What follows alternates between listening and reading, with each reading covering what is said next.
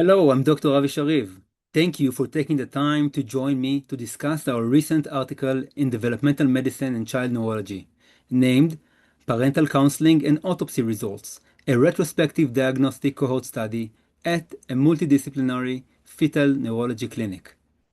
This work has many collaborators, and it was conducted under the guidance of Professor Tali Lerman-Sagi and Professor Liat Gindis. So first, few words on fetal neurology. Fetal neurology is an emerging subspecialty dedicated to the prenatal diagnosis and prognostication of fetal brain anomalies. It combines neurosonography, intrauterine MRI, and multidisciplinary expertise, including pediatric neurology, neuroradiology, and medical genetics, to assess neurodevelopmental risk in utero and guide parental decision-making.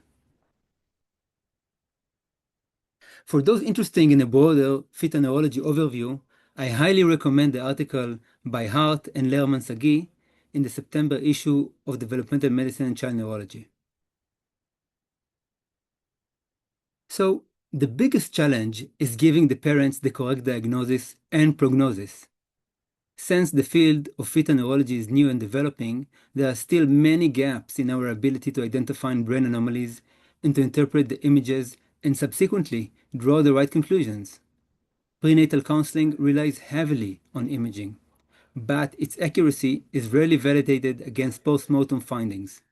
Our study aimed to assess how well multidisciplinary consultations predicted autopsy results after termination of pregnancy, with the goal of identifying both strengths and limitations to improve future consultations. We performed a retrospective diagnostic cohort study of all cases referred to our fetal neurology clinic between 2009 and 2019 that resulted in termination of pregnancy for brain anomalies. A total of 114 fetuses underwent postmortem examination. Prenatal workup included neurosonography for all, fetal MRI in selected cases, and genetic testing were indicated. Autopsies were performed at 3 pathology centers with both macroscopic and microscopic evaluation. We then compared counseling predictions with autopsy findings, classifying concordance as full, partial, or discordant, and assessed the added value of histopathology. So what do we got? In 96% of cases, our prenatal counseling based on advanced imaging and multidisciplinary evaluation aligned with autopsy findings. Full concordance was seen in nearly 80% of cases, and partial in another 70%. Only 4 cases were discordant, and termination of pregnancy was deemed unjustified in just 1. But here is where it gets even more interesting. Microscopic examination of the fetal brain changed or refined the diagnosis in over 40% of cases. In some, it uncovered subtle malformation not visible on imaging.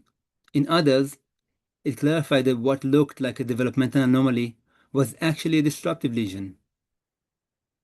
To keep today's discussion concise, I won't go into detailed breakdown of brain anomaly subtypes, concordance rate for each group, or the full description of discordant cases. For those details, I encourage you to read the full article.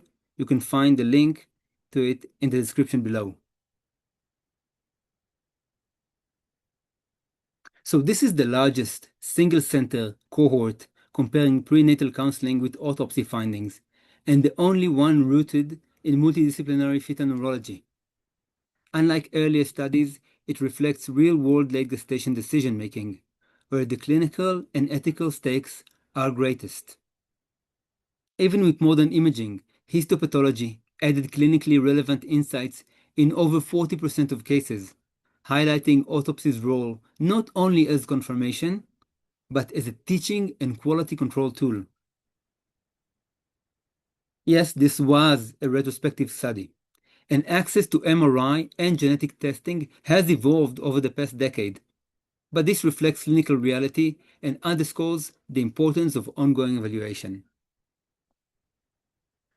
The bottom line: multidisciplinary prenatal counseling is highly accurate, but autopsy remains indispensable for refining our practice and improving care in future pregnancies. In closing, I want to again thank you all for joining me today. I encourage all those of you who are interested by today's discussion to read the full article in Developmental Medicine Child Neurology for a deeper dive into the data and detailed case descriptions. Goodbye.